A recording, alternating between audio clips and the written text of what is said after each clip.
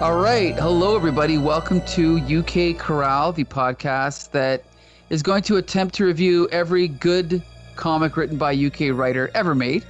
I'm your co-host, Mike L., and as always, I'm joined by Adamantium. Shush. All right. That sound effect changes every week, I think, but whatever. That's fine. That's my trademark. It's going to have different iterations. Okay. And then also, we're joined by Nice Man, the ever-affable Nice Man. The eternal irony of being the opposite of nice. Right, okay. Bizarro Nice Man, there you go. Yeah, bizarro nice, there you go. Okay, so we did a brief little plan before we started chatting, but there's a couple things I forgot to mention. I'm just going to jump into them right now. So the comic that we are reviewing today is called Green Lantern and Superman, Legend of the Green Flame. It was published in, I believe, 2001. But the original story was written in 1988, and I'm not sure if you guys did any research. Okay, interesting. So basically, there was a brief time in the mid-'80s or mid to late 80s, where Action Comics converted into a weekly comic. And that lasted 42 issues. And basically, not only was it weekly, it was also like, 64 pages or something crazy. And the characters featured in this book are many of the people that had their own ongoing storylines, like Green Lantern, Superman by Kurt Swan, Black Hawk was one, Deadman. There was I think at one point Speedy might have, Nightwing.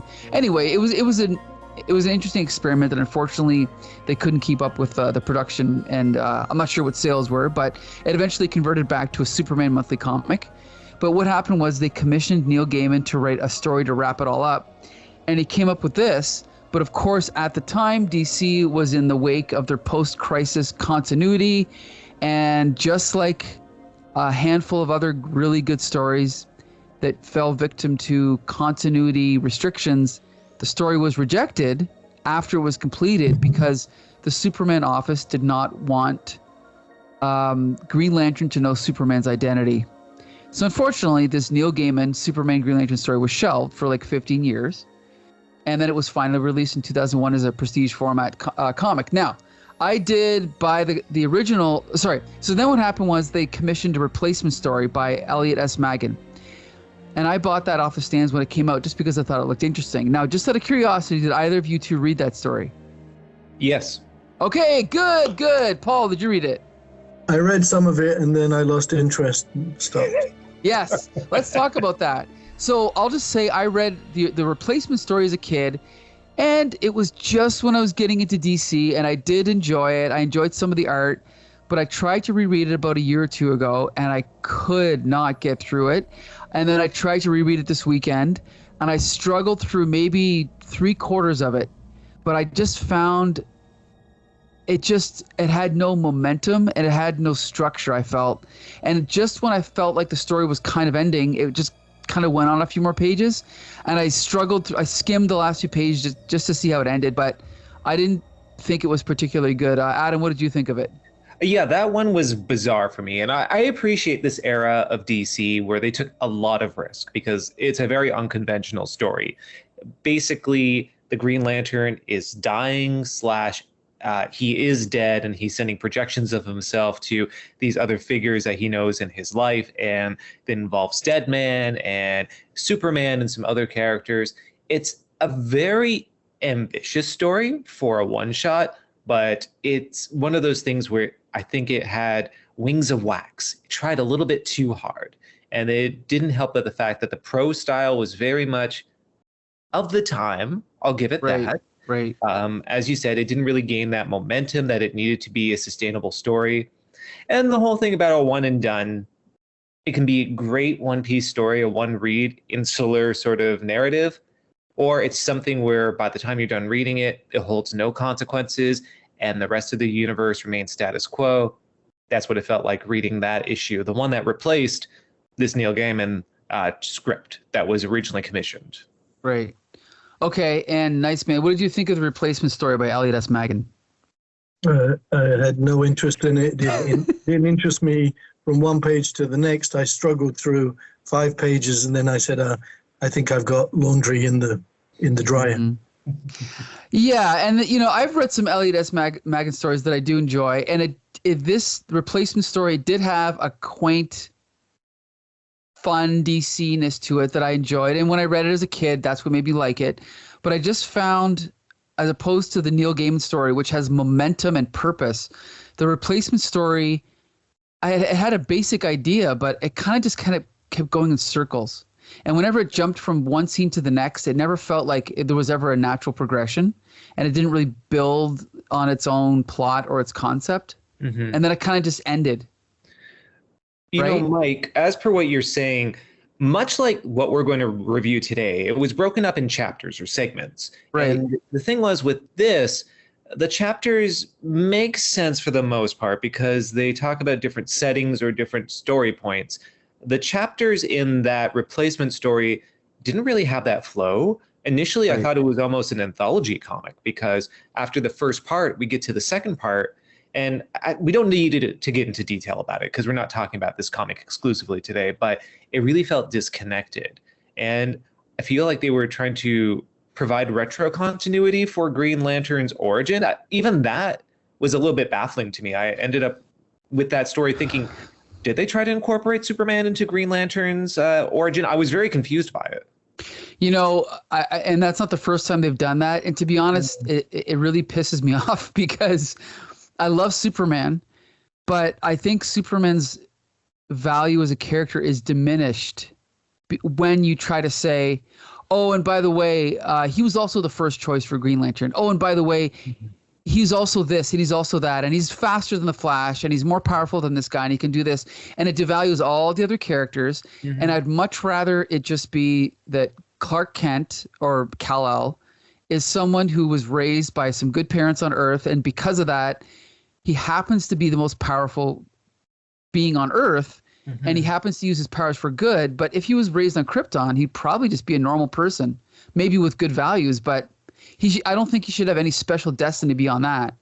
I think it really ruins the character personally, but whatever. No, I agreed. And I think that story, it didn't ruin the Green Lantern, but way to cut the legs out of the character that you're trying to have a narrative told about. Yeah, this is something where I know a lot of fans critique Batman stories for Batman being the best superhero in the entire batch of the DC continuity. He's smarter than anyone. He's more capable than anyone. And it gets to the point where a lot of people are now having Bat fatigue. I feel like there was a point in the 2000s where it was very similar for Superman, where he gained so much power, he basically became omnipotent and omnipresent, which is always my least favorite version of Superman. I like him having some flaws and some limitations to his powers. It makes it more interesting. But we might touch upon that when we actually discuss the narrative that we're talking about today. But, for my money, it was an inconsequential story, the replacement issue, not worth looking at in any capacity. We should also point out that Superman had reached a power level and a mythological level before Crisis that was rebooted by John Byrne and Marv Wolfman, but Elliot Maggin is a pre-Crisis Superman writer that was still doing Superman in action. So that could be explain some of that. But we have another story to review. We have Legend of the Green Flame to talk about. Before we jump into the story, I know we're going to disagree on this. Let's quickly talk about this cover, because I made a joke last week about how the story unfortunately has a Frank Miller cover. Nice Man, tell us your feelings about this Frank Miller cover here. Well, actually, I've changed a bit since last week. Okay. I still like the design. I think the design is great. But then, the actual execution, Frank Miller's gone, at that stage where he's drawing like, Elephant Man hands and Elephant Man feet. So, the actual execution is not exactly to my liking, but the design of it is. I'll save my thoughts for last. Adam, what do you think? I'm just going to agree. I like the concept of it. I don't think it's offensive. It does feel rushed, and it feels like it is very much later era Frank Miller. The art is very of a style. I'll put it that way. Well, here's the thing: is I I'm a huge fan of Frank Miller in the 1980s, but I'm not a fan of Frank Miller nowadays at all. Like starting with, sorry about my camera, guys. I'm trying to get the a different camera to work, but it's not working for me. But I'm not a big fan of Frank Miller in the 80s, or sorry, in the 2000s at all. And this is kind of the beginning of that era, I think. I don't like it one bit. So maybe I can appreciate the design of this thing, but I think that the actual anatomy, the attention to detail is terrible. And I think it mars the story. Like I would have preferred a cover by like someone like Brian Bolland or of course. someone like that, right? Like why not? Well, you have Eddie Campbell in the credits for this. So, you have a number of great artists who are contributing to this book. You couldn't have gotten any of them to do the cover. Right. And to that point, I feel the cover is not egregious until you open it up and you see the other attributing artists. And then you go, oh, in comparison, this is shite. Yeah, it is. Okay, so enough about this cover though. Let's just we're gonna change our format a little bit this week. We're gonna jump to our general impressions. I've read the story, I guess, geez, oh my God, has it already been 25 years? I read it 25 years ago when it was first published. And I really, really like the story. I think its impact on me has diminished a little bit, but overall, I really enjoyed it. I appreciate Neil Gaiman's love for Silver Age DC. I appreciate Neil Gaiman's love for superheroes, for their for Green Lantern and Superman's friendship, and for his understanding of the DC universe. The way that he was able to incorporate all these different characters, like say Deadman or whoever else, and the way that he revisited an aspect of Alan Scott, Green Lantern's origin, and kind of illuminated a little bit. I thought it was really cool. Nice man, what did you think of this story? Here we go. I'm glad that I didn't see it when it first came out in 2000, 2001, because I might have bought it and then I realized I had wasted my money. I thought it was fairly typical Neil Gaiman. And is that a good thing or a bad thing? Bad. Oh, okay. I'm not saying this because of, recent scandal. Sure. I have never enjoyed Neil Gaiman's writing. I've always found it exactly like this: dull, boring, monotonous, overly contrived, simplistic contrivances that other people wouldn't get away with, and hokey dialogue. And I can't believe he's so popular. Okay. I mean, for me, the grade for this would be a D. A D. And I would say this is a relatively poor fill-in issue. Interesting. I just don't like it. Just like, the most recent, or perhaps even going back 9 months or so, the Miracle Mans that Sure. he was doing. I've read them, ever since he first started writing Miracle Man. And every time I buy an issue, I'm thinking maybe this one will be good. Maybe this one will be better.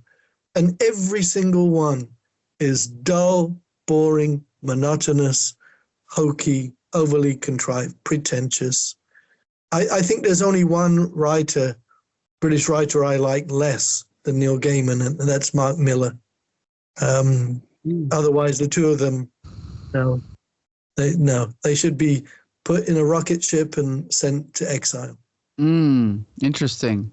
All right. There's a lot of the people who agree with you right now about that.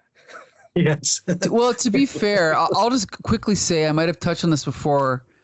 I've always liked Neil Gaiman, but I also never ever thought he was as good as Alan Moore or Grant Morrison.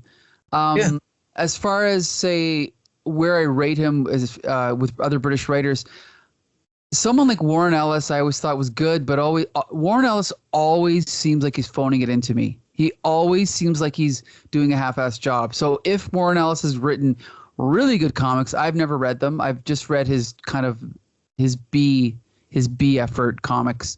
Like Neil what? Gaiman, what's that? Like what? Well, later stuff. Like I've read maybe one trade of Transmetropolitan, which I thought was decent when I read it, but I've also read his Excalibur.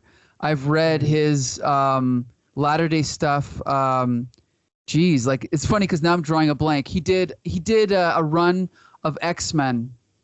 I think it was Astonishing X-Men after Joss Whedon left or something like that. Yeah. Those were boring. He did Hellblazer too, and I would argue it's one of my least favorite runs on Hellblazer. Right. I mean, Warren Ellis is a guy who there was a period where if he wrote something, I would give it a chance. And he did a Supreme miniseries years after Alan Moore did. Again, I read one issue. I didn't read any more. He did a Chris Sprouse team up series for Wildstorm. It was just okay. He did the Wildcats reboot. It was just okay. He always just seems kind of average with like good ideas, but phoning it in.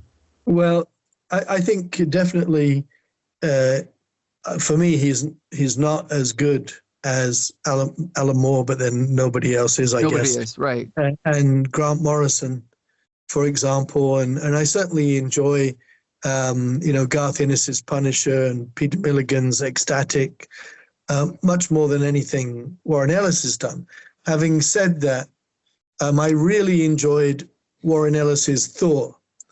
When he was on it for a brief time, I thought, okay, he really brought it back to life. And a lot of people love Warren Ellis's Planetary. Right. And I like them, but I always comment, in threads, they just kind of leave me cold. Right. Really. I mean, they're kind of clever, well put together, but they just kind of leave me cold. And, other people will say, oh, it's the greatest thing ever. Warren Ellis's Planetary. It's a marvel, and I'm thinking it just leaves me a bit cold. But anyway, I did enjoy his Thor very, very much, but that more than anything else. But would I put Warren Ellis above Neil Gaiman? Yeah, I'd still do that. I'll just say one more thing, Adam, before we get to you about Warren Ellis, is that what you said about leaving you cold is exactly how I felt. I've always liked his authority, and I've always liked his Stormwatch. But when I reread them, I get that feeling he's very clever. He's got all these ideas, but the characters are so cynical and so unlikable. Yes. That it just leaves me cold, and I don't want to read about these characters. Whereas someone like Garth Ennis does have a humanity to his characters that I like, and that's why I like Garth Ennis a lot more. So Warren Ellis, again, he's someone I admire more than I enjoy. But Adam, what do you think of Warren Ellis? That is the topic of the episode now, right? Yeah, well, for another 45 seconds. I think I already gave my opinion. There's been stuff that I've been shown that I've been told is great, and it's okay. I'll be honest, I never really cared for the authority. Okay. Transmet, I heard amazing things about it from my friends. I read it. I thought it was decent, but it was just one of those things where you talked about coldness. I have a problem with extreme cynicism in writing, where I feel like you can have a very cynical view of the world, but if you don't have a character imbued with some sense of dignity or genuineness, then it kind of makes the whole thing detached. I can't relate to it. I think of there was a novel that came out a few years ago, Confederacy of Dunces, and fantastic because it was a very cynical novel with a very earnest protagonist, and that was the clincher for me. This is going to sound odd, but why I dislike Warren Ellis is the same reason why I dislike Family Guy. I don't like that complete cynicism. I need something genuine within it, because without it, it can't contrast to anything. Good point. Mm-hmm. And now with that, we're going to jump back to our actual comic. Adam, what are your first impressions of this Legend of the Green Flame story? I just want to touch upon the topic right now, since we were talking about Neil Gaiman on a whole, because I actually missed out on the last episode where we talked about Gaiman's writing.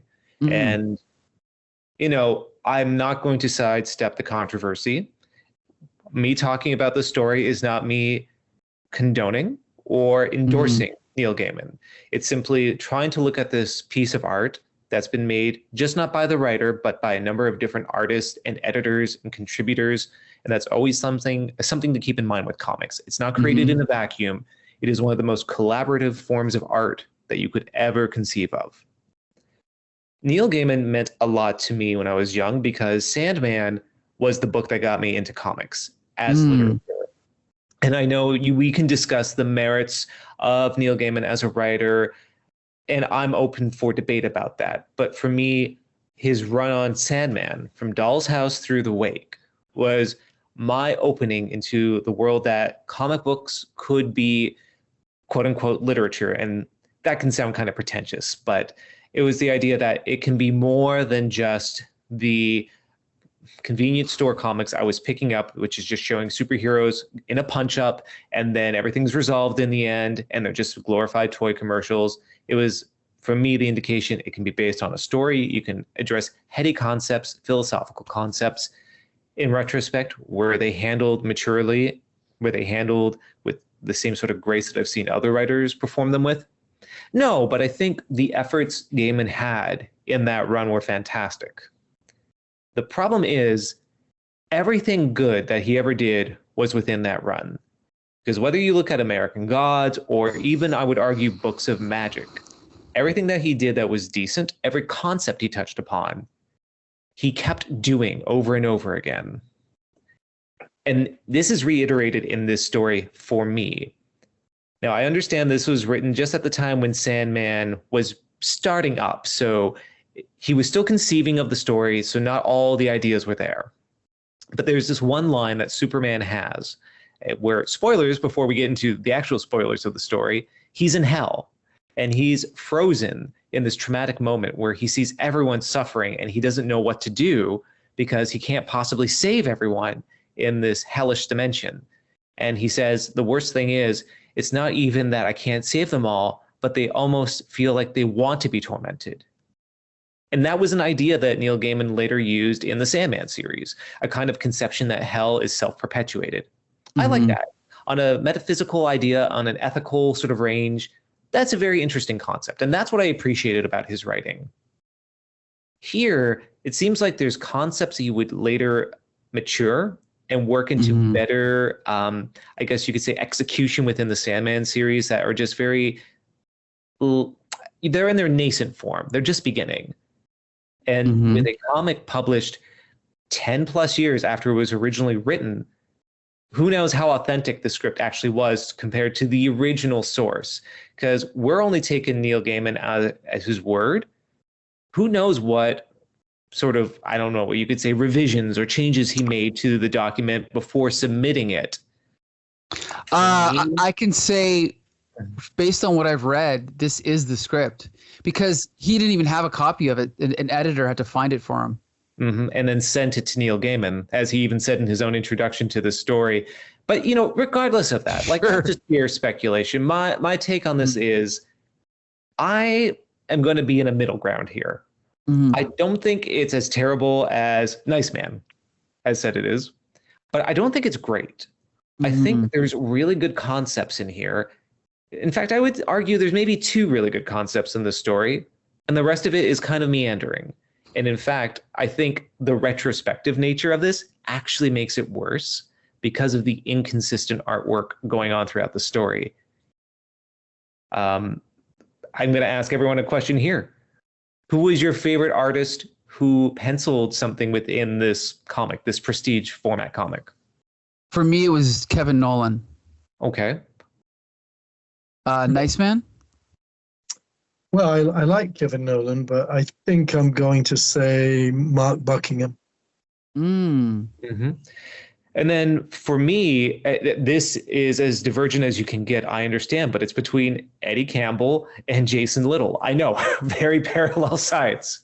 And I know you're shaking your head there, Nice Man, but maybe as we talk about the individual chapters, I'll talk about why I like the artwork, but it's inconsistent with the tone of the story. And it's inconsistent with the tone of the other art pieces, because all of the artists we've named, they're all different, all wildly divergent in terms of what they're doing. How can you have a tonal synergy in one comic, when you have this range of artists doing wildly different things throughout the course of the book. I mean, regardless of the script quality, which I think we'll touch upon, this to me was the ultimate crunch. How should I say? The final straw that broke the camel's back for me for this comic. I couldn't find consistency in the art. I couldn't find consistency in the story, so it took me out of it. Right. Go ahead. I think that's a fair description because, I'm curmudgeonly. But if I weren't so curmudgeonly, I might be more civilized like Adam and say that, it does have some good points, such as, that concept of being in hell and not being able to save, not just not being able to save people, but they're there because it's kind of their own creation. Steve Englehart did something similar in an issue of Doctor Strange in the mid-'70s. Do either of you remember that issue? No. Doctor Strange is in hell, and he's trapped in hell. And in the end, maybe this is a bit too flippant, he gets out of it when he suddenly has the epiphany that he has put himself in hell. And he has it within himself to get out of it, Sure. And when I was, a kid reading that, there were many comics when I was a kid that kind of blew my mind, by Marvel, I have to say, not by DC. And that was one of them. You mean, you're only in hell as long as you think you're in hell? It depends on your feeling, your perspective, your thoughts, and that was it. And that's how Doctor Strange got out. And so I think that was good by Neil Gaiman here, just like you said, Adam. He can't help them, and it's almost like they want to be there. They're architects of their own hell. So yeah, those 2 points, absolutely good. The rest, no. Here, I have to raise one other point about my perspective on this book is that I read this as someone who read every single Superman comic from 86 to about 93 and thought they were all garbage. Really? Yes. I read Superman starting around 1988 strictly out of loyalty to the character, and I didn't enjoy a single issue for about 5 years. How much money did you spend on this? Thousands of dollars, thousands. It was strictly out of completeness and loyalty to the character. And during that time, I was reading Batman and enjoying Batman. I was reading X-Men. I was reading Quasar, all these other books. Never enjoyed Superman because I think all of the writers, some of the, like Roger Stern is a decent writer. His Superman was boring. Dan Jurgens is a terrible writer. Louise Simonson's a decent writer. Her Supermans were boring. All of them, they were all boring. The Death of Superman I thought was garbage. So I went back to Superman periodically in the 90s, hated all of it, except for the cartoon adaptation, Superman Adventures. I thought that was good. And so from the perspective of someone who hated all the Superman comics for 15 years running, this stood out to me as something. When I read this in 2000 or whatever it was, I was like, oh, well, this is what I've been waiting for. This is actually a good story. So, for example, this splash page of Superman floating above hell, which is the scene we were talking about earlier, that's something you'd never see in a triangle era Superman comic because none of the writers at the time were creative enough to think of it. So as bad as you may think Neil Gaiman is, right, he is leagues above any of the writers that I just mentioned, like Dan Jurgens and, well, even Roger Stern. Even though I love Roger Stern's Spider-Man, he hasn't done anything comparable since, I don't think. So that's the perspective I'm coming at it from. What about the John Byrne Supermans? I think John Byrne is a terrible writer. I'm sorry. I think he's terrible. The only thing I can give him credit for his Superman stories is that they were self-contained. That is a hot take. Yeah, I think he's also a terrible artist, but that's a story for another episode. We are going to have a civil war on our hands. You know what? Maybe we should. Yeah. I'm going to impose some tariffs here. Anyway, okay. But let's get back to this comic, okay? Mike, before we do, I'm going to ask you, because Nice Man gave his opinion. I gave my opinion. Now, I know you said you really enjoyed this, and you did talk about like the contrast between what this offered and what you read in other Superman comics at the time, but what is it particularly about this story that appeals to you so much? Well, okay, so and I'm gonna slightly compare it to the replacement story. The replacement story opens up with a revised version of Green Lantern's origin with Avon Sur and Clark Kent coming in. Now that's sort of interesting because you're expecting Hal Jordan to appear, but Clark Kent appears. But what comes out of that to me is what we already talked about, which revises the origin in a negative way, and also the rest of the book. The way that it incorporates all the different characters from DC, none of it is interesting. It just feels like, okay, we've got to shoehorn in these characters. So we're going to kind of touch base with Nightwing and see what he's doing, and touch base with Guy Gardner to see what he's doing. And we'll kind of force them into the story, but not really in an interesting way. With this story, it opens up in 1949, almost like a mystery in a time period we're not expecting. In an environment we're not expecting, with characters like we're seeing the Golden Age Sandman dead there, and then we jump to again a slightly I don't want to say like an unusual way to introduce Hal Jordan into the story, coming into the Daily Planet, meeting Clark Kent. We're made to wait a few pages of just them kind of talking, and what's his name? Hal Jordan is kind of having this almost midlife crisis. And then we have this fight scene which lasts like a page because obviously Superman and Green Lantern are easily able to overcome these muggers. And so I think that, to summarize, the reason I like it is because the basic idea of the story is one thing, but the way that Neil Gaiman comes at the story is sideways. And I think that's something almost all British writers do, is they figure out a way. You know, that's why there's people that criticize Alan Moore for regurgitating sometimes other writers' ideas or old ideas. But to me, it's always about the way that you approach that story. Even like as I'm flipping through the pages here, we jump over to the Phantom Stranger in his house, which I didn't realize was actually his status quo in Action Comics Weekly. But it's done in a way that it doesn't matter. I don't have to know that. I don't have to read Action Comics to know that. It's just spun in an interesting way that kind of just makes me want to find out more about the Phantom Stranger. It makes me interested in his character. The introduction to Hell, again, the way that that's done. If this was a triangle era Superman comic, Superman would go into hell. He'd have a couple thought bubbles. There'd be a little caption at the bottom explaining how Superman's vulnerable to magic. They would explain the last issue that this happened. And it would just be all those 80s and 90s cliches.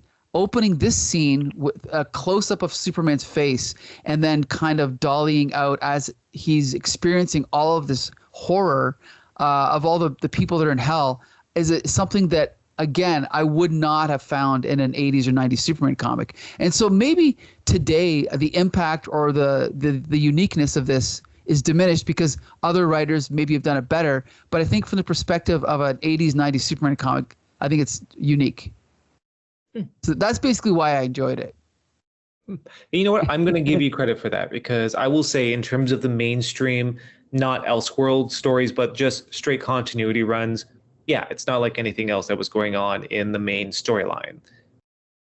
With that said, maybe we should dive into the story proper itself. And I know we've given our overarching thoughts, but maybe we can just give maybe our brief opinions as we go through maybe chapter by chapter of this and give a summary of it. Okay, sure. Do you want to start off then? Yeah, I'll start off. Okay. Now, as you mentioned, we do begin actually all the way back in 1949, and we don't begin with characters that we should be too familiar with. We're actually starting with members of the Black Hawk Squadron. Now, I'm not really familiar with these individuals, but you don't really need to be for this. Essentially, you have two people who are part of this battalion. One of them is drunk. The other one is not. One is saying horribly racist stuff. The other one is going, "Oh, Jonas, there you go again." As you mentioned, they're going through this empty Nazi bunker, which is just full of desiccated corpses of the SS. And as you said, it looks like Sandman, the original Golden Age Sandman, his remains are down there. which I'm going to question after we end this chapter's synopsis. This is really just the prologue, so it won't take long. Anyway, as they're searching about, one of them discovers the Green Lantern, the original form of the Green Lantern battery, because in continuity, it had changed a little bit. It was no longer the traditional lantern as we see, as represented in the insignia of the Green Lantern on his ring and his shirt. And from that, which by the way, I only found out as we got onto the story because I didn't realize that had changed. But anyway, the one person ends up taking it out of the Nazi bunker because they were trying to find some sort of super powerful weapon, but all they could find is the lantern. And the prologue ends with them ascending the stairs out of the bunker as they're bringing this Green Lantern to the surface. So my question is, how did you feel about Sandman's corpse being here? Because that kind of threw me for a loop. Well, I mean, are you saying in terms of continuity or just in terms of the story itself or the drama? A little bit of both, because in continuity, I don't think it matches up, but with DC continuity, who knows? It changes every week. Just in terms of the tone, though, it's something that I don't like when artists or writers do, where they make an homage to a character that you like or that they know fans will recognize, but the way they pay the homage or kind of tip the hat is by showing his corpse. It's like, oh, hey, kids, you like Sandman? Well, he's dead. Here you go. I just feel like it defeats the purpose of even referencing the character. Okay, but one counterpoint I'm going to give is that as far as I know, the Golden Age Sandman did not even appear after the 1940s. He might have appeared in All-Star Squadron. He might have had one appearance in DC Comics Presents, explaining what happened to him after the Golden Age. You remember they used to do those whatever happened to Crimson Adventure. They might have done that for him. But other than maybe one or two appearances, maybe Neil Gaiman was basically saying, well, he hasn't been around for 40 years, so here's what happened to him. So I don't think he was if he was violating any continuity, well, there wasn't much of it.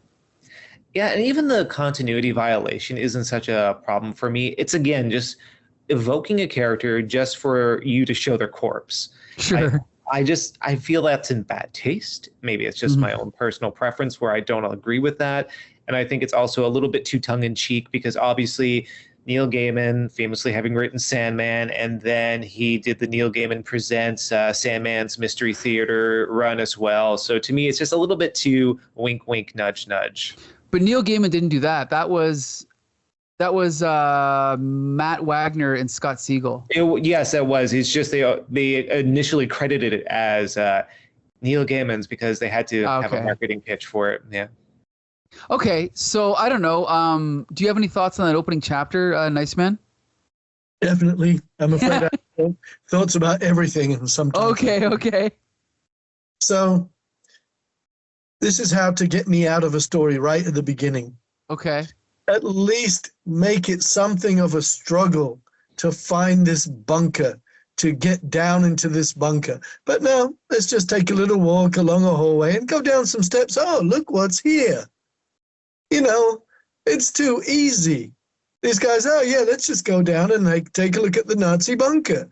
Oh, look, there's skeletons here with uniforms on, and there's a lantern. If it was that easy, there would be nothing there. This is 4 years after the war ended. It would have been excavated. It would have been stolen. There's no way you get to saunter along a hallway, just go down, skip down a few steps, and here you are with this bunker, with these skeletons, and it's just nonsense. I want to comment on something that you said earlier. I disagree a little bit about Neil Gaiman's dialogue being too corny or too rote, but here it's pretty bad. I feel all the characters are doing are pontificating elements for, oh, here's an audience, they need to be caught up with what's happening. It really sounds like there has to be this level of exposition just to inform the reader what's happening instead of letting it happen organically. And also the failed attempts at jokes the one character makes at his partner, including like racialized jokes to the this person, I think from his name is Chinese, or at least is of Chinese heritage. It just seems very off. And I think the joke is supposed to be, we all know the Chinese individual will not laugh at these racist jokes, but it's very poor humor regardless, and it doesn't feel natural in any capacity. Yeah, it's very forced and clumsy, heavy-handed. And this is the great Neil Gaiman. I'm sorry, he's the average Neil Gaiman. The only thing I'll say is, again, I think many other writers have come along that could write better than this, but in 1988, I think it was better than almost everything else being done at that time, especially on Superman, like I said earlier. So, well, I'm going to make one comment, Mike. This wasn't 1988. They decided to publish this in 2000. They could have revised it. Sure, yeah, but I unless I see evidence of that, I'm going to assume that never happened because he said he didn't even have the script, so I'm assuming this is the original. We'll go with that. Yeah. Okay, so then this is still the same chapter, but we'll just call it a different scene. I can summarize this. So as I was talking about earlier, then Superman is at the Daily Planet, and we should mention the artists as we go. Who is the artist in the opening scene? That's Eddie Campbell. That's Eddie Campbell. Okay. I hate to say it, I'm not a huge Eddie Campbell fan. It's okay. You can be wrong. Yeah. I mean, this artist is fine, but he's not my favorite artist. The second artist, is this Mike Allred? Mike Allred, yeah. Yeah. I am a Mike Allred fan. This is not his best work, but it suits the tone of, a good Silver Age story. So I like this. Basically, Hal Jordan comes into the Daily Planet, and I like the clever use of word balloons contrasted with narration that's kind of giving like the subtext of what they're actually saying to each other. So, you doing anything this evening? And then in a box, am I going on a night patrol? The usual, yes. I mean, it's not genius, but it's kind of fun, right? Because we know that that's actually Green Lantern and Superman. They know each other's secret identities, and so they're talking to each other in code. They want to Hal Jordan wants to come out, just kind of hang out with them, but Lois Lane forces Clark to go on an assignment. He wants him to investigate the Maltese Falcons at the Metropolis Museum. So then they go out for a walk, basically to a park, and while they're talking, they get mugged. Well, there's an attempted mug by these 5 hooligans in the park, and they easily subdue them with Nice Man's favorite weapon, Green Lantern's power ring, that he uses to make, what is it, like not much. He basically makes like a little clamp to like scoop up one of the guys, and then he puts them almost like it looks like almost like a bird cage. And I love Green Lantern, but I don't like this idea of Green Lantern creates a sign that says "Police, stop here for a mugger." The reason I don't like this idea is because Green Lantern now has to concentrate on this freaking cage until the police arrive. I just think that's idiotic. I love Green Lantern, but sometimes the way his powers are portrayed is stupid to me. But anyway, that's the end of that scene. I don't know if you want to jump into the next scene, Adam. You know what? Maybe instead of doing that, we should just do a kind of a play-by-play on our opinion for that sequence. Okay, whatever. Okay, sure. Yeah. Okay. Are you good if I go? Because I do have something to say. Sure, go ahead. So again, I don't like the omnipresent, hypervigilant Superman. I don't like that he can hear Hal Jordan's heartbeat, that he can hear how his breathing has changed. He can sense how much weight he's lost. To me, he's hyperpowered. He's overpowered. And I do understand this is the post-crisis continuity where he's supposed to be depowered from his godlike state. It still seems a bit much. I guess my overall idea of it is in a series like Miracle Man, the world changes because of this omnipresent being there. Technology changes. The way society runs would change because why wouldn't it if you had this being that could sense how much weight you've lost just by shaking your hand? Being able to sense your presence just by maybe your by how you breathe or by your scent. So I don't like that part. But there's one part I love. While Hal Jordan is going on in the park talking about his problems, Superman's listening. There's a little meow. One panel he flies up. The next panel he's down because he saved a cat from a tree. It's a slight visual joke, and that's my second thing I really like about this comic. That joke. I didn't even notice that. So I'll give you props, Adam. Also, why are people mugging individuals in the park in Metropolis? Superman lives there. Like, shouldn't you all like move to Gotham? There's nothing but crime in Gotham anyway. Why are you in Metropolis? Well, I can't criticize that because then there'd be no scene. You know what I mean? Like we have to have some suspension of disbelief. But do we? What did that serve? I feel like all we got was Superman and Hal Jordan were walking. Hal Jordan was indicating that he was having problems, and then they go to the museum. Why did there have to be an altercation? It didn't serve the plot or any purpose. I don't know. It didn't bother me at all because I understand that it's a superhero story and there's gonna be some superheroing going on. So it didn't bother me at all. And He superheroed. He saved that kitten from the tree. They didn't need anything else. It only took up 2 pages, so better than an average comic where it would have been 8 pages. So at least it wasn't 2 pages too many, if you ask me. But anyway. Okay. Nice man. What did you think of this scene? Awful. What was awful about it? Everything. And then we start with the contrived dialogue, and Hal Jordan's going to keep going, hey, big guy, big fella, big guy, big fella. Like, make up your mind which one. He says it once. Okay. Okay. And he does a repeated big guy and at least a couple of big fellas. Okay, this. I'll give you. I'm counting now. 2 big fellas, 1 big guy. Okay, I'll give you that. But then also later on in the story goes back to more big guy, big fella. So that's really, really corny with its repetition. Plus, apparently we can never have a name with just either a first name or a last name. It has to be like Joe Smith, Tom Jones. It's like, come on, what is this? Like, some corny James Bond. It's. Where do you see that? What are you referring to? He does it twice here. Let me go. Oh, back. when he says Hal Jordan, what a pleasant surprise. That? We've got one. Okay, one time it may be excusable. Hal Jordan. It's just such a cliche. You say one part of a 2-part name, then you say the 2 parts. And then talk about splitting hairs here. Okay. No. Again, if you're going to be the great writer, can the cliches. And where's there's another one here as well. Anyway, for sure it's here somewhere. Because I thought, wow, he did it again. So quickly after the first time, but I don't see where.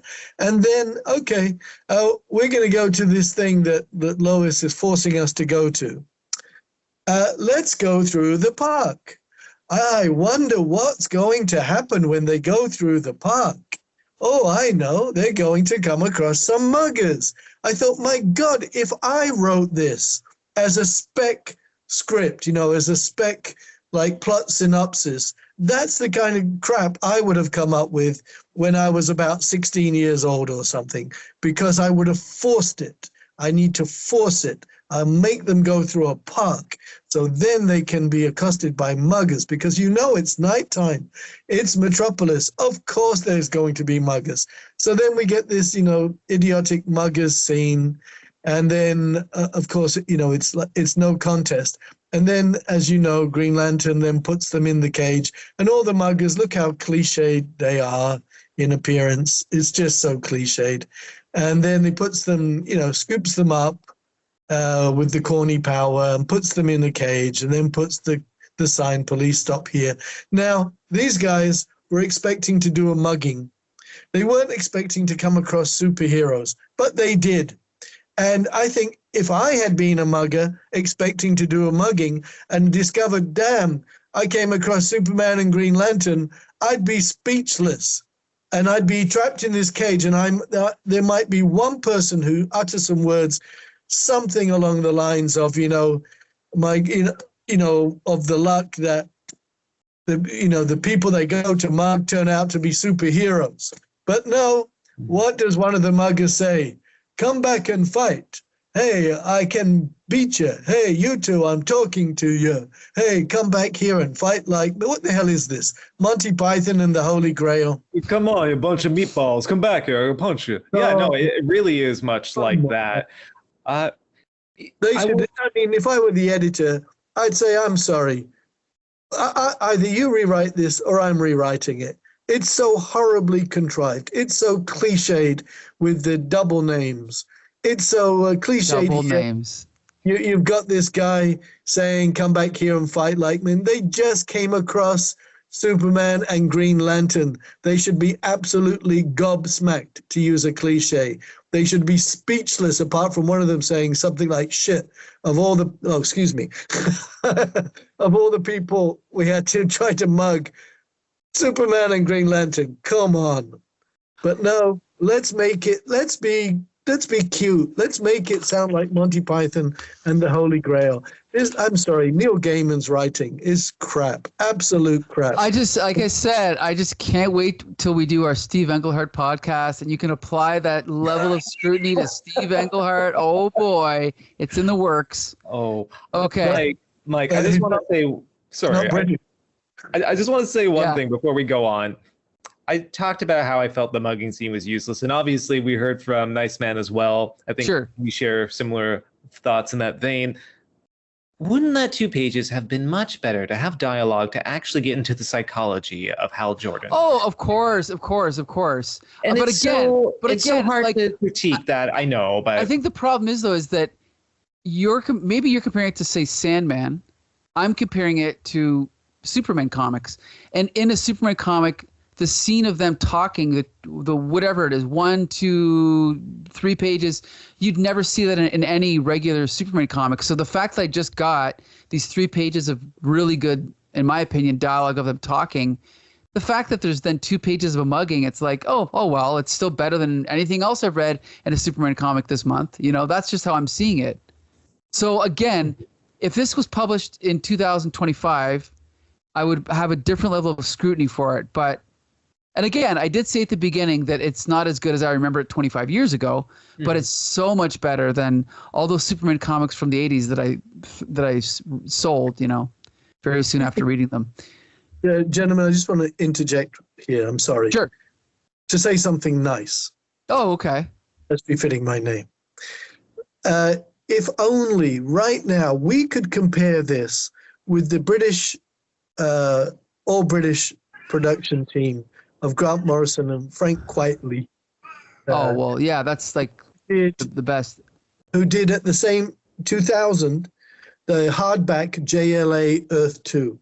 Now, if we were reviewing that, I would have nothing but superlative. Well, and Grant Morrison's a better writer. There's no doubt about that. And maybe eventually we'll get to that episode, but it'll be like years from now. So we'll have to put a pin in that, But anyway, we got more scenes to talk about. Let's talk about the next one, which I believe, is this Mark Buckingham? I'm not sure. It should be Buckingham, yeah. Okay. And I'm going to say I do enjoy the art on here. I think Buckingham has a lot of strengths as an artist, and they're definitely played up in the sequence.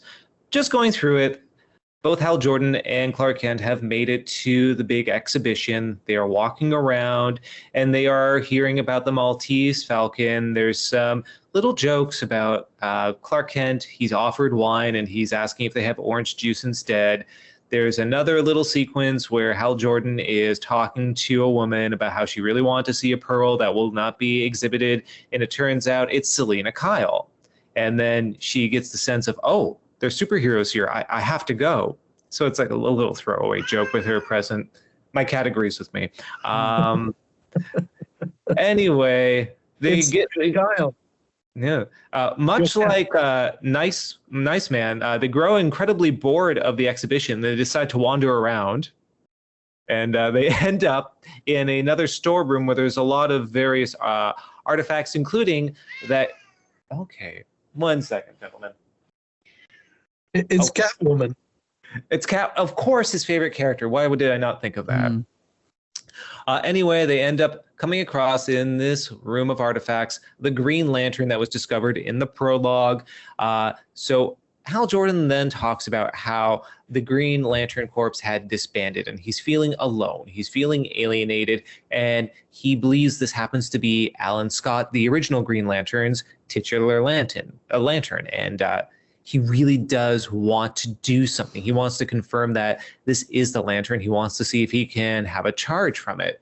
So he sets up a barrier, a glowing green series of bars blocking off that wing of the museum from the rest of the visitors.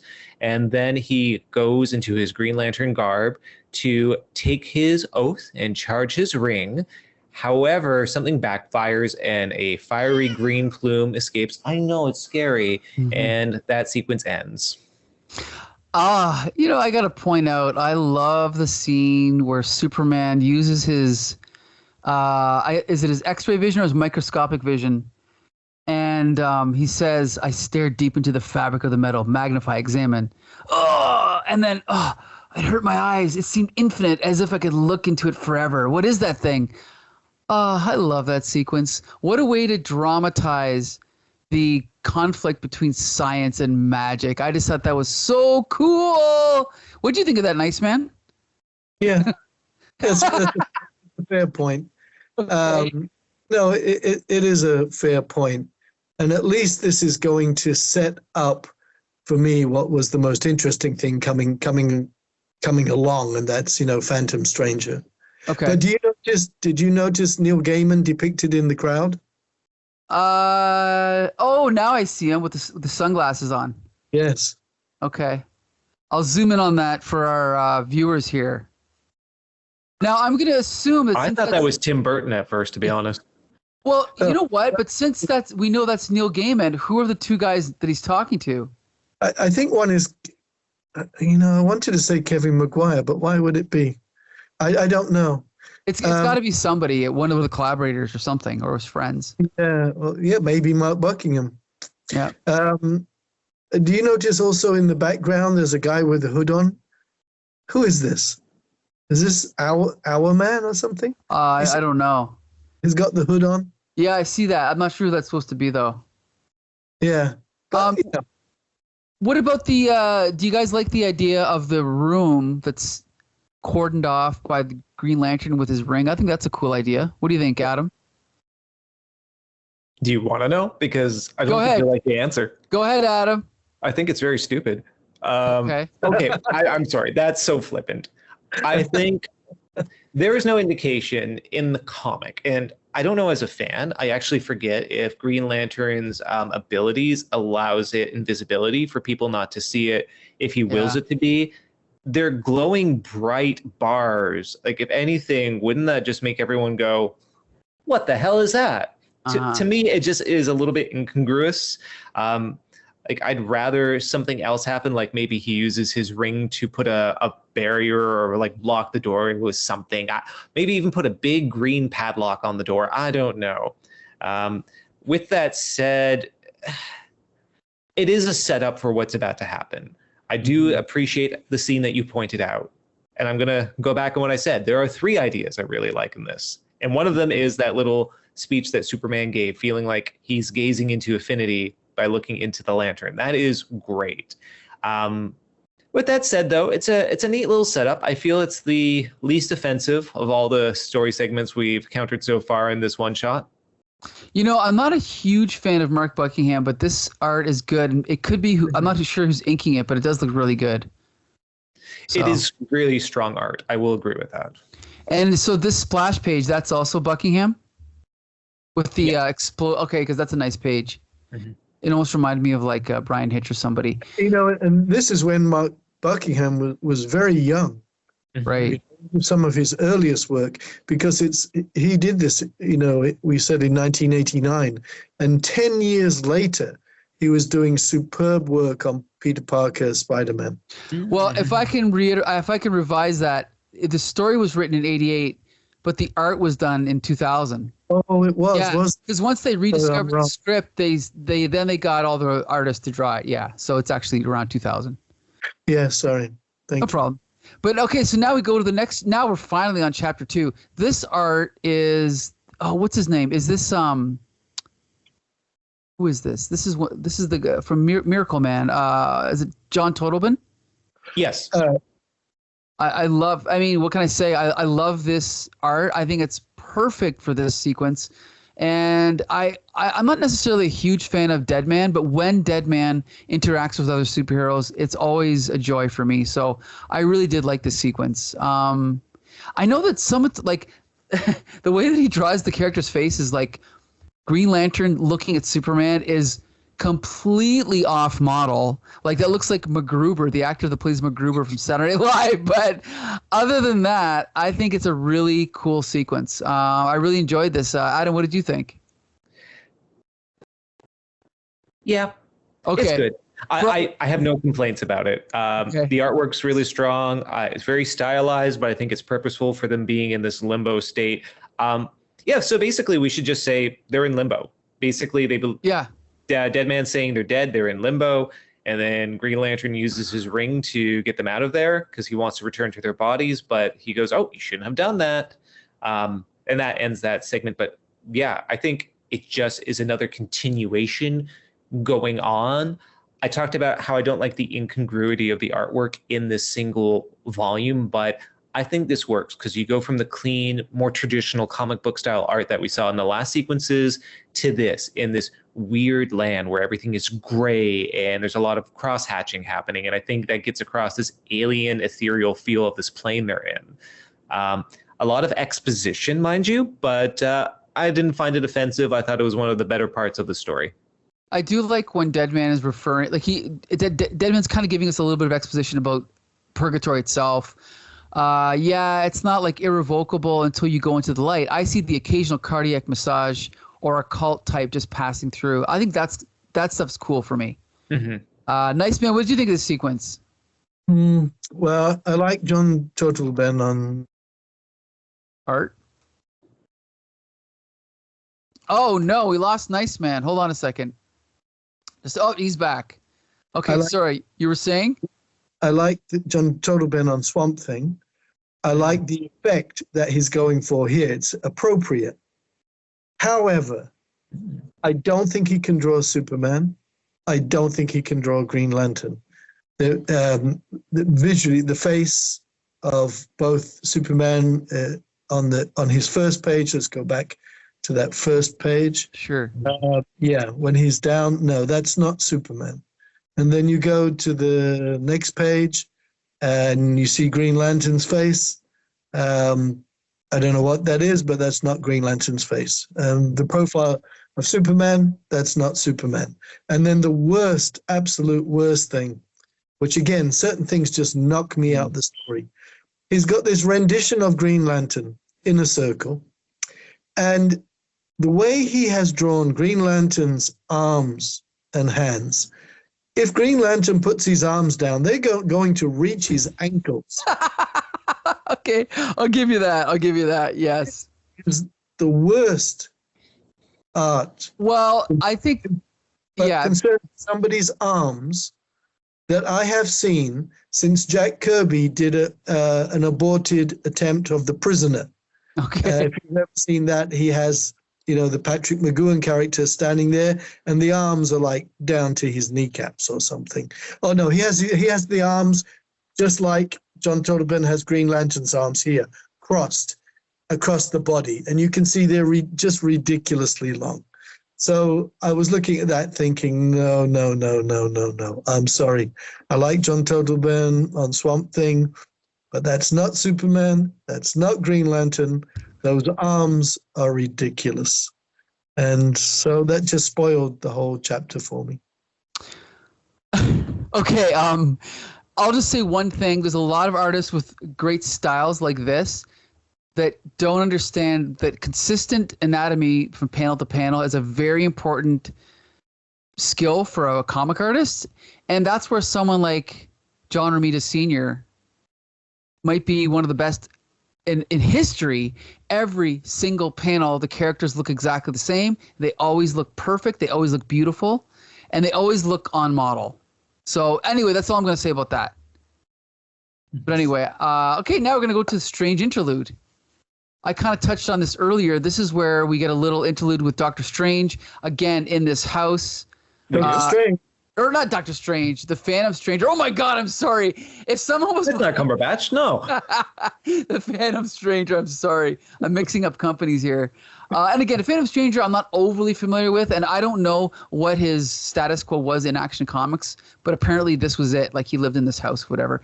And I love how at the end he walks out and it says the apartment is empty. It's as if no one had ever lived there, and perhaps no one ever did.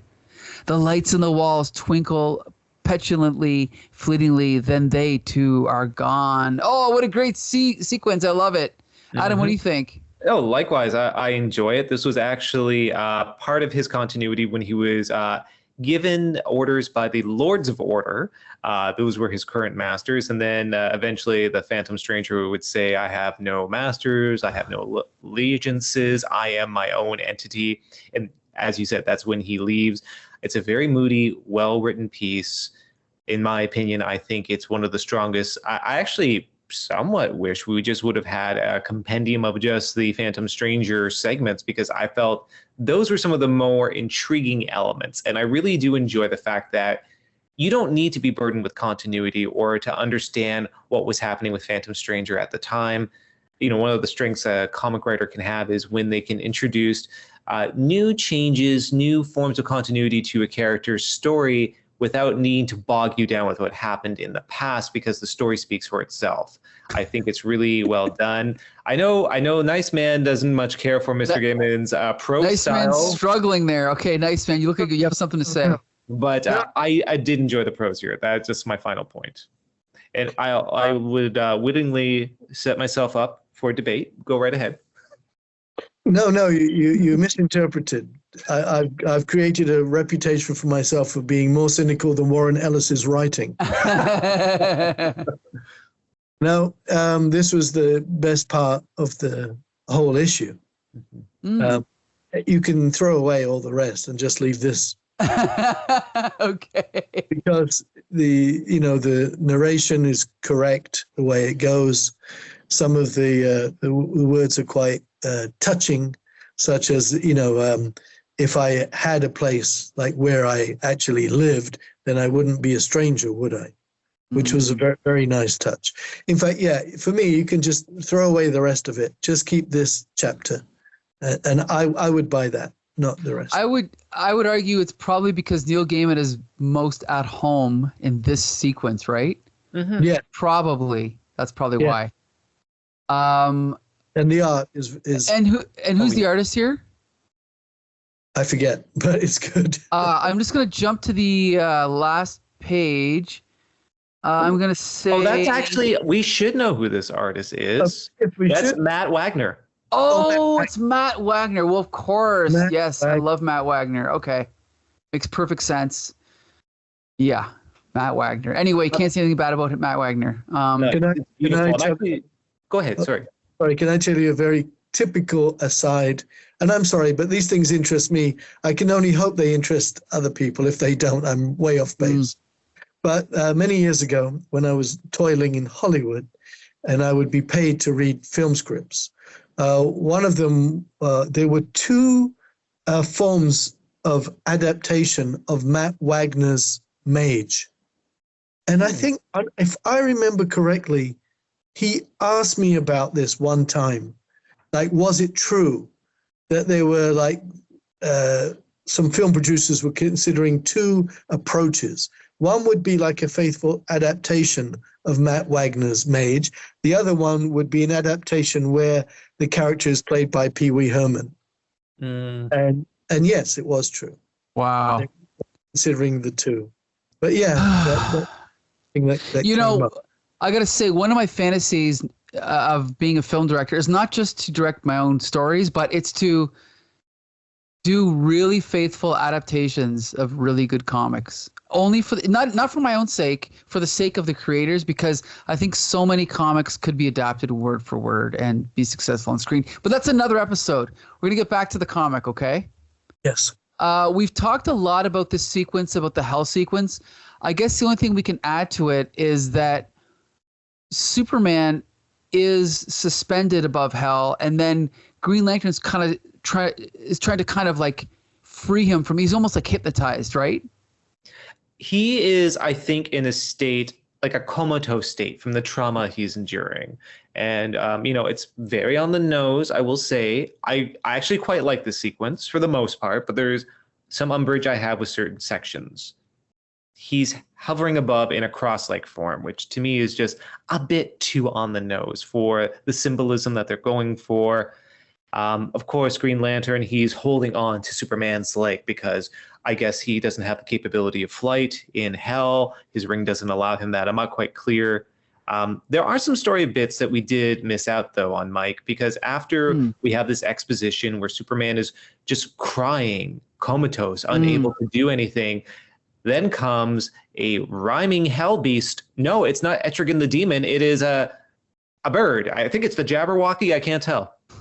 You know, I think in the introduction or somewhere, they say that was supposed to be the demon. It was. Yes. But then he couldn't use the demon, right? So they had to use this fill-in character. Yep. I didn't mind it.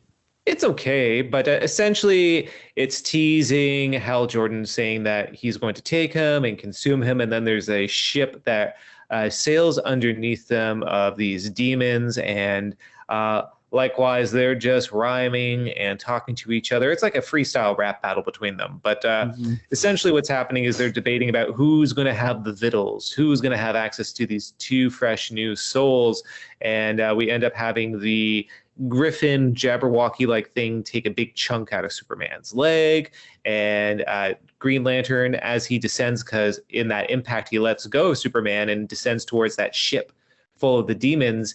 As he uses his ring to get out of hell, at that point he's speared through the chest with a giant fishing hook in one of the most brutal scenes I have ever seen in a superhero comic. Before, of course, they both apparate out of hell, leaving the demon hordes to fight amongst themselves. Again, I'm just going to underscore how brutal that image is, because it is plunging directly through where his heart is. It's vicious. I don't know. I mean, I've seen that done plenty of times. Like, I remember Elektra being killed by Bullseye. I remember Wolverine putting his claws through the Hulk. I guess maybe it's just seeing a character I don't normally associate with such graphic violence like the Green Lantern, who I usually associate with more space operatic stories. Having this level of visceral damage done to him was a bit shocking for me. In case you can't tell, I feel maybe it was tonally off for what I'm used to from this character. I didn't hate it. It was just a bit surprising. But the other thing too, we should just say the art is by Eric Shanower, who I'm a big fan of. And I would describe his art. It's hard just to kind of categorize it, but it's very, I guess, I don't want to say old fashioned, but almost, how would you describe it? Well, first off, it's kinetic. I want to say that. There's lots of movement going on, but to the point of chaos, I would say.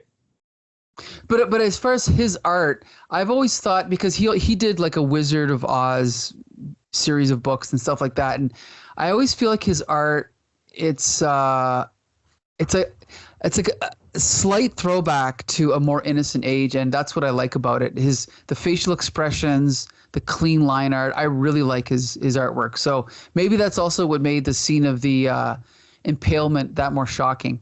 I don't know. Maybe. And it's odd that you say that it kind of evokes a more innocent time, because I'm looking at these very deformed demonic creatures on this boat. There's one character who's in the lookout pit of the ship, and he has multiple fingers. He has 10 fingers on one hand. He has mouths on his arm.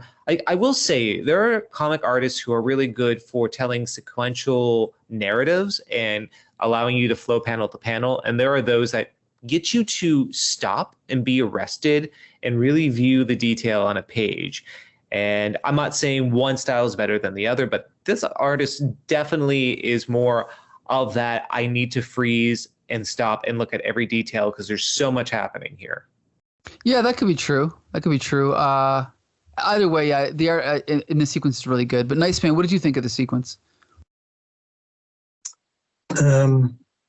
For me, in comic books, the only thing more boring than dinosaurs is hell. Okay. Why is that? It's just always the same old crap. Frothing. What about dinosaurs from hell? Yeah, Yeah. well, that would be a double.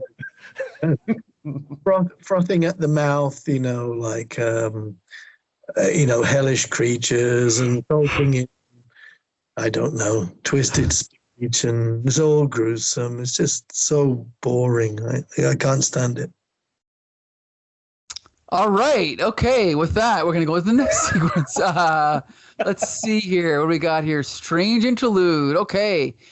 Oh, this sequence is done by Jim Aparo, who's one of my favorite artists. This is not his best work, but he is associated with the Phantom Stranger because he drew him in the 70s, I believe, right? Yes. I believe so. So Phantom Stranger, basically, he shows up at the museum the Green Lantern and Superman were at. And of course, he's the Phantom Stranger. And so it's like, the narration, the man in black examines the entrance to the corridor. No one else seems even to notice the doorway exists. When he enters, no eyes turn to follow him. He might be used. He might be used to that by now. So he walks right in, and then it cuts over to the next scene, chapter 4. So we're kind of not really summarizing, but Adam, if you want to explain what happens in the next scene really quickly. I'm going to try my best. So essentially, Superman and Green Lantern, they wake up. There is this omnipresent narration happening, describing how it helped to heal them. And as Superman and Green Lantern stand up and they see that their wounds that were inflicted upon them in hell have been repaired, they end up hearing a voice and they see it belongs to the Green Flame. So essentially, this flame in this lantern is sentient. That this is, and I'm going to do my best to summarize this for me. The Green Flame explains that their deaths were a result of Hal using his ring, which was scientific because it's alien technology, to use supernatural energies that were emitted from this lantern. So at that point, there's more exposition, and Hal Jordan is given a choice by the living Green Flame to replace his technological alien powers with supernatural powers of the Green Flame instead. So that's a pretty quick synopsis that I can offer up until we get to the next story beat, where we have the Phantom Stranger come back. Okay, first I have to say, Kevin Nolan has always been one of my favorite artists, but I think he outdoes himself here. I really like this art, and I have to call attention to the colors because I don't know if he colored his own sequence, but Superman is just the right shade of almost teal. His Green Lantern's always good. Like the detail in the faces is perfect. This big splash page of the Green Flame. I love this whole sequence, and even though the only thing I don't like about this is I really hate the merging of Earth 1 and Earth 2, so I think the explanation is unnecessary. But if you're going to make an explanation, I like this explanation. I think it's really cool to try and tie science and magic together. So I'm a big fan of the sequence. Nice, man. What do you think?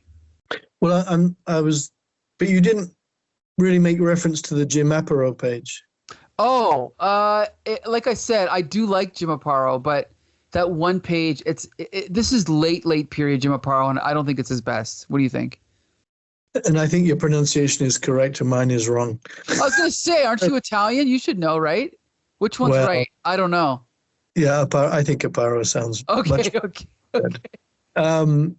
Yeah, because as you said, this art was done in like 2001, right? Around there, so, yeah. So this is about 25 years after his peak. Yeah. And so that shows. I think he just about managed to put together a decent page. But by his standards, this is poor by his standard. Poor. Yeah. But still good. I mean, still good. And He's still a master storyteller, yeah. Right. And then on, with the Kevin Nolan stuff, like you said, I too have never been unimpressed with Kevin Nolan, never. So, I mean, visually here, very good. Apart from that, it's all right. But the art is, Yeah. I think even Kevin Nolan could do better, but still, it's still Kevin Nolan. It's still very good. So, one of the more attractive parts of the issue, I think. Definitely. And then, so are you a fan of Kevin Nolan, Adam? Actually, I'm not too familiar with their work, so I'm sure this is not my first exposure to his art. I do appreciate it a lot. I'm not going to critique it too much. I think sometimes the physique of Green Lantern is a bit hyper muscular for my taste, but that's just a preference. Sure. Other than that, it is excellent art. I'm not going to deny that. I love the consistency of the characters. We've critiqued inconsistencies of body proportions and facial designs.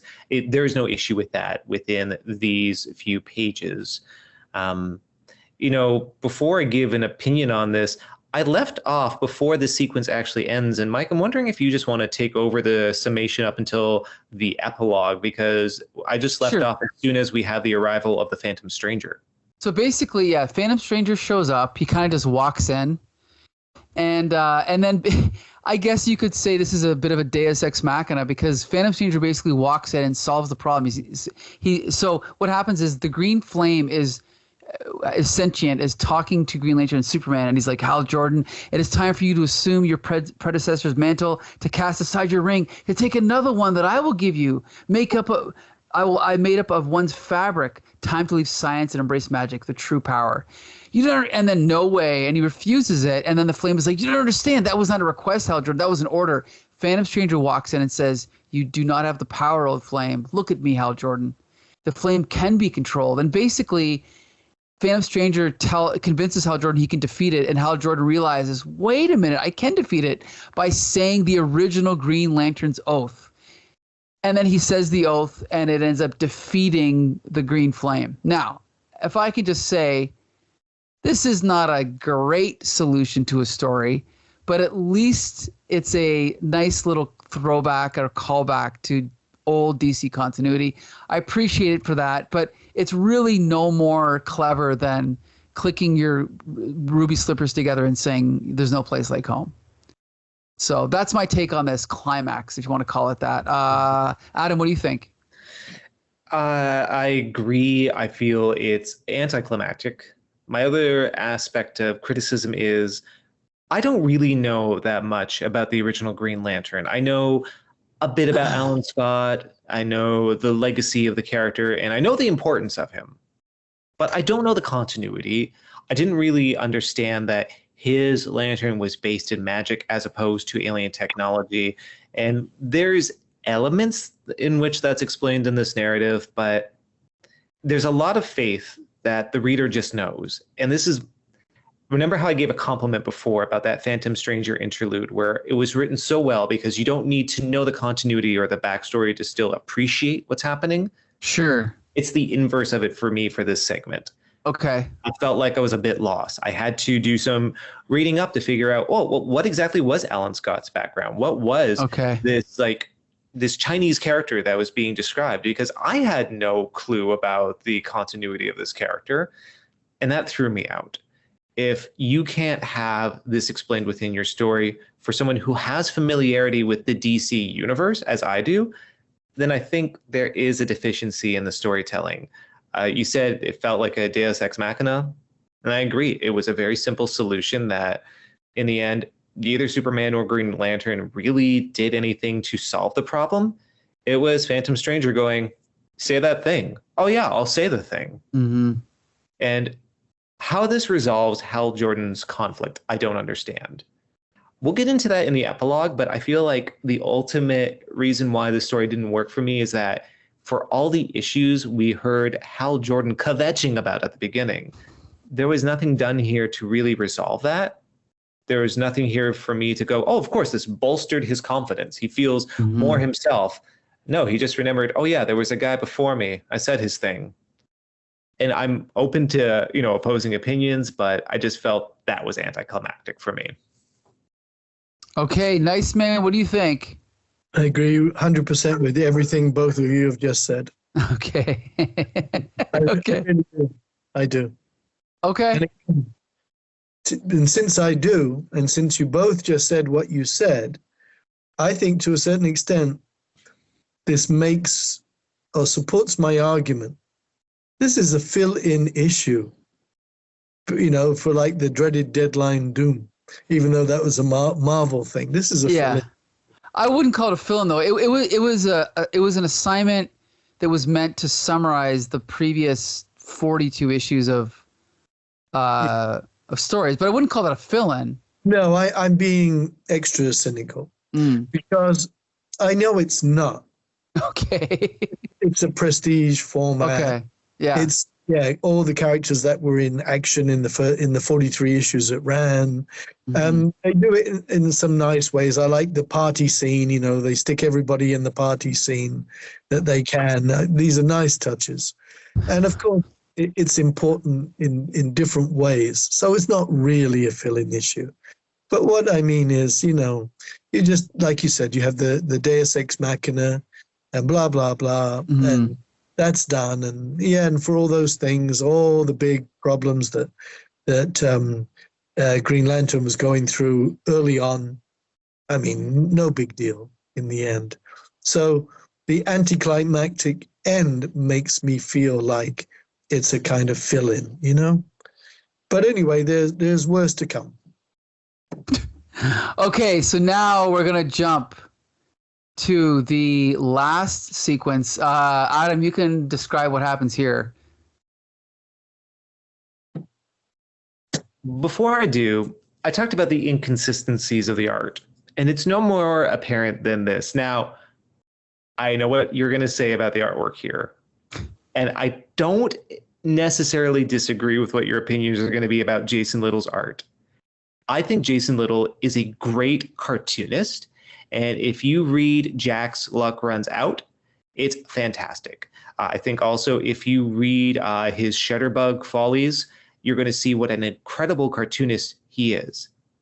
However, he's not really suited for the superhero genre because I think this is really great. This would make good art for a children's comic, one of those like DC Girls comics where they had like kind of more younger child-friendly stories being presented. And I don't mean that in any disparaging way. I think it has that sort of a sense to it. And there's a comedicness with the art that is completely at odds with what's supposed to be a story full of pathos otherwise. With that said, it is simply the denouement. Both Hal Jordan and Superman leave. They talk about how they encountered some weird stuff. And then Hal Jordan goes, there's a whole universe out there, lots of new friends to make, lots of room to think. And I've been promising myself I'd drop in on Mogo just to say hi. So, basically this is what his way of saying, I'm not going to be as isolated as I was. I'm not going to be as depressed. I'm going to go off and I'm going to make some friends. And they're standing outside a film forum where someone's taking down a sign for Fatal Attraction, which, leaves Superman and Hal Jordan. They shake hands. Superman flies off to have a panel where it says action retrospective above Hal Jordan as he waves goodbye to Superman, which is obviously a little wink, wink, nudge, nudge to the title of the comic this was originally intended for. And then Hal Jordan breaks the fourth wall. He winks at the audience and he goes, "Take care, big guy. The place is all yours if you see what I mean." And it's just, again, I'm torn because I actually really like Jason Little's work. And when he just works in the cartoonist form away from the superhero genre, it's very, very well done. This tonally goes against everything else that's presented in the book. It goes against the serious tone of what's presented in the book. I do not like the fourth wall breaking. I do not like the jokey, snide remarks that are made here and there between characters. And I don't understand the organic reason why Hal Jordan's problems are solved. What actually happened for him to feel like, oh, I'm not so alone. I'm not depressed? What managed to regain his confidence through all of this? Also, why is Superman smiling and happy? He should be having PTSD after what he encountered in hell. What is this? I have, as I said, a certain place, despite me thinking he's a bad human being, in my heart for what Neil Gaiman did for young Adam as a comic writer. Sure, of course. Opened many doors for me. And for many other millions of people, maybe hundreds of thousands of people as well. Of course, it would be ignorant for me to ignore that. But with that said, I am inclined to agree with Nice Man, where This ending strikes to me as just not subpar writing. I think it's bad writing. And from a story that I was already feeling iffy about, I hate to say it, but the epilogue, it teetered it over to being bad for me. Well, first I'll say I hated this art. And I went through a phase when I was a kid where I liked 99% of every artist I came across. And so I can appreciate this as comic book art because it's comic book art, but I don't like it. And especially that last shot of Hal Jordan, I think is so badly drawn when he's winking at the camera. I do like the stars in the sky, though, the bluish, dark blue sky with a little twinkly stars. I like that. Mm-hmm. I don't understand why it starts out in kind of daytime, then it becomes nighttime with the lighting. That's a weird effect, but whatever. I don't hate this ending.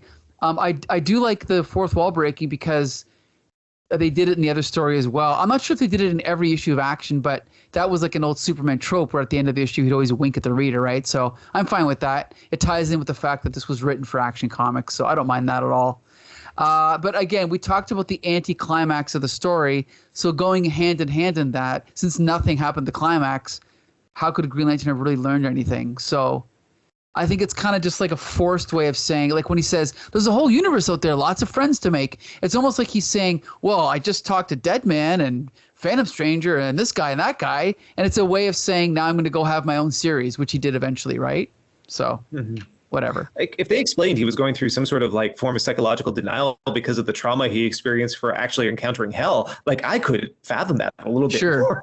Yeah. And I hate to keep harping on that. No, actually I don't. I'm going to keep harping on that. How does something so tantamount and so important to a character's arc or their psychology get erased? When we talk about this feeling like a fill-in issue, I do agree. This is not something that should be a fill-in issue. This should be something with long stemming consequences for the character. I think about great runs on Daredevil where Daredevil has been beaten or he's gone through his own traumas, and there's been full arcs where he has to overcome the lack of confidence and even the trauma that's inflicted upon him from these issues. The Born Again arc is, of course, like the premier example of that.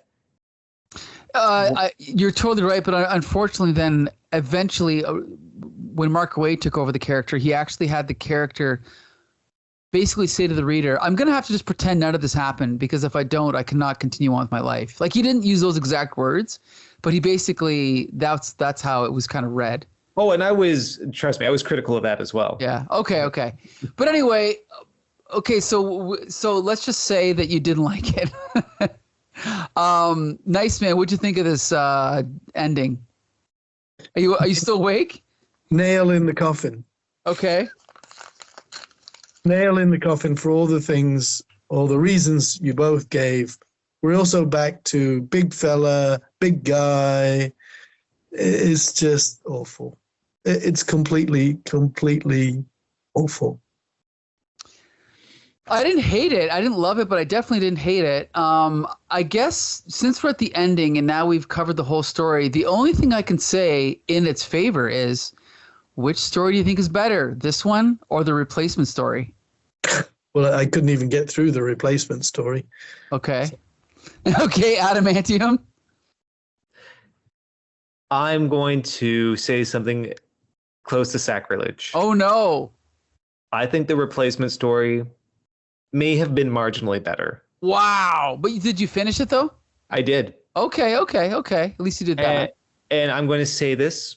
The prose was subpar.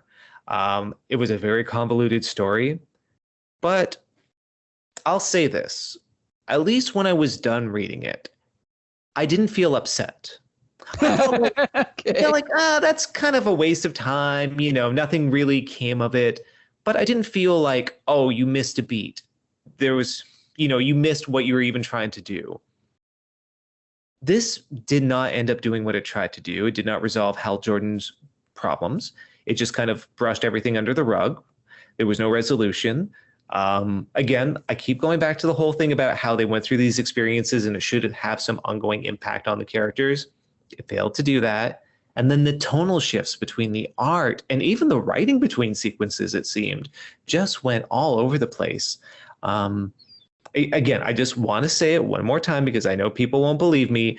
Jason Little is actually an incredible cartoonist. If you do read the Shutterbug Follies, you will understand why, because that's to his niche, that's to his art style. But I will say this, even enjoying his work outside of this book, it had no place inside this narrative along with the other artists that were here. Like I said, there were a couple concepts I did enjoy in this. And I would have actually loved, and this is where I get to critiquing what was not in the book rather than what is. Let's have a story where Superman goes to hell and then he comes back. And then he has to deal with this feeling of, well, I thought I could save everyone on Earth. I thought I could be the superhero for everyone. But now I've proven to myself that I can't, that there's people that literally cannot be saved because they choose not to be. So how do I reconcile that? That's a Superman story I would be interested in reading. But that's not what we're getting. I would love to see a story where Hal Jordan has to save Superman, the nigh invincible superhero that really saves everyone else, where it's Hal Jordan's will or his tenacity that somehow saves Superman, and he realizes, oh no, I am worthy. I have my confidence back because I was able to do this for the Man of Steel. And that's how he resolves his feelings of inadequacy, his feelings of being desolate. But it doesn't happen. What are we going to say, Nice Man? There is actually one thing that I like in this end sequence. One thing. Okay. Do either of you have? Can you hear my dog squeaking a toy? By the way. A little bit. Not really, but. Yeah, she's squeak. I don't know whether she's squeaking in protest or. There's one little thing. Do you have any idea what it might be? Winking at the audience? No, it refers to a little piece of dialogue. I have no idea. Was it when he says big guy? Take care, big guy? You like that? When Green Lantern says, I've been promising myself I'd drop in on Mogo just to say hi. Is that an Alan Moore reference? What was that? I think so. What was that story, Mogo Doesn't Socialize? Do you remember that? No, I don't. I believe, wasn't that the one where the one bounty hunter is hunting for this Green Lantern and it turns out the planet itself that he lands on is the Green Lantern? Well, that's an Alan Moore. Yeah, that's probably what he's referencing, right? Yeah. I remember that. So when I saw the Mogo, I thought, oh, yeah, I remember. Mogo Doesn't Socialize. Mm-hmm. I've never forgotten that. Okay. But I've forgotten exactly where it comes from. Mm-hmm. But like I said earlier, you have to have a broad background in DC Comics and DC Comics history to really appreciate things on different levels.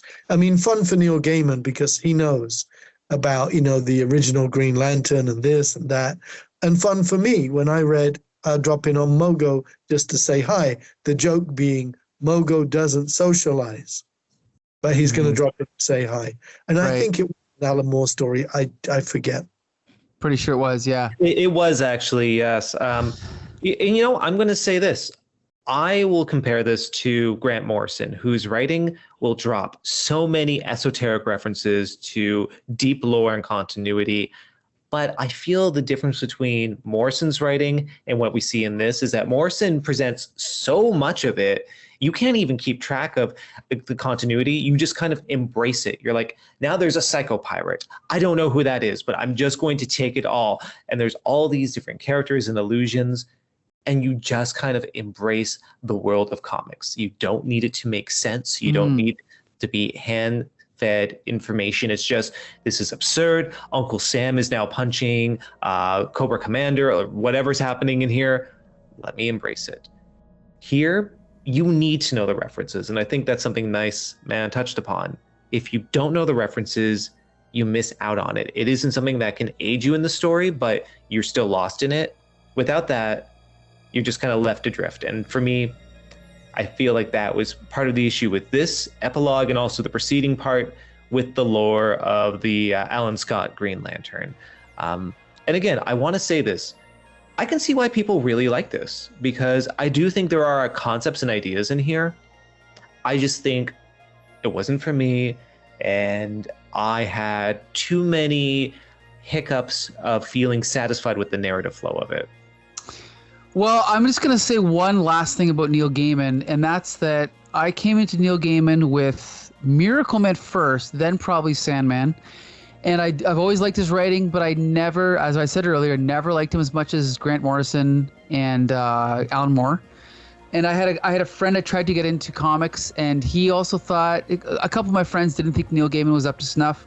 And there's one interview where Grant Morrison is being interviewed by a British journalist, and the journalist is kind of deriding Neil Gaiman and dismissing him. And Grant Morrison is defending Neil Gaiman, but I also felt like he was defending him a little bit unenthusiastically, but I could be wrong. But I will say that I've never finished Sandman. So while I did like it, I never loved it enough to read the whole thing. And also I read the recent, the sequel series he did, Neil Gaiman with Sandman, like 5 years ago. Oh, wait, I remember that was something I did not finish because I did not find it engaging. Right. I didn't find it engaging at all. And so I will definitely agree that my opinion of him as slowly diminished over the years. And again, my final word on this is that in 2025, it might be below average or average, but in 1988, it would have been far above average. And that's my final stance on this. I wish it had a better cover. Anyway, okay, so Mike, just before we end off, Sure. I just want to say one thing, because obviously we're talking about Neil Gaiman, his work. We can't, not talk about the controversy to some extent. Right. I do want to say there is a wonderful book out there. It's by an author named Claire Diderer, and it's called Monsters: A Fan's Dilemma, and it talks about the struggle to enjoy artists and their works when we know they've done very toxic, horrible things. And it doesn't provide an answer, but a great exploration of what it is, especially from her perspective as a female writer, to engage with works that she finds value in by people who have been called out or even proven to be abusive, racist, sexist, the whole gamut of the most deplorable things you could think of being. And it's a fascinating read. And if anyone is feeling that sort of challenge, if they are fans of Neil Gaiman, I think this is a very insightful book for you to check out. Excellent. Okay, thanks for the reco. Okay, so with that, we're going to wrap up this week's episode. I want to thank Adamantium and Niceman for joining me again. Next week, we are going to be jumping back to 2000 AD with Judge Dredd, another Judge Dredd story. We're going to be jumping ahead in chronology. We're going to keep it a surprise until next time, though. But I will say that the art is by Brian Bolland, and I'll leave it at that. So anyway, that's pretty much it. You can find all of our episodes at comicbooksyndicate.com or on YouTube. And until the next time, see you later.